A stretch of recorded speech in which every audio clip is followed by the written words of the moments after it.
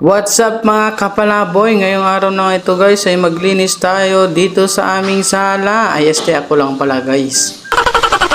Salamat guys sa inyong suporta dahil 5.1 na tayo mga kapalaboy. Sana all. Kung hindi dahil sa inyo guys ay hindi tayo aabot ng 5.1. Maraming salamat sa inyo mga kapalaboy. Tuloy ko na nga ang kwento ko guys dahil nga nakabakasyon ng ating kaibigan. Syempre maglinis muna tayo bago siya babalik dito sa Saudi Arabia. Sana all. Sana all. Okay pa ako dyan guys kahit mag-isa ako. Charis. Halos isang buwan nga mahigit guys ang kanyang bakasyon bago siya bumalik dito sa aming company. Papasana all na lang tayo kapalaboy dahil ilang years na din hindi tayo nakakabakasyon. Sana all.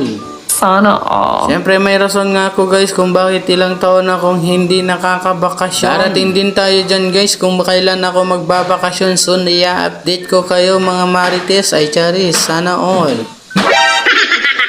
So hindi na nga ako nagdalawang isip guys na maglinis sa aming sala. Syempre tignan nyo naman guys, malikabok na sa pagwawalis ko pala. Kailangan talaga natin sipagan guys kasi nga dapat dyan pagbalik ng ating kaibigan ay malinis ang aming tiles. Sana all.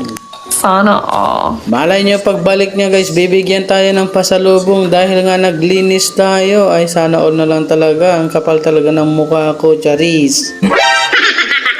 Siyempre guys, trabaho natin yan mga OFW. Kailangan natin maglinis para sa ating kalusugan. Sa sobrang linis na nga guys, ayan, biglang lumaki na yung tiyan ko. Ay, chari. Sa pagpasensyahan nyo na nga yung damit ko guys, nabitin na talaga. Kaya nga ako nagsando pang loob na para hindi makita yung aking likuran. Ay, chari. Paano ba yan guys? Hanggang dito na lang ang aking mini vlog. Thank you so much sa inyong panonood. God bless po sa inyong lahat. Happy 5.1 kapalaboy!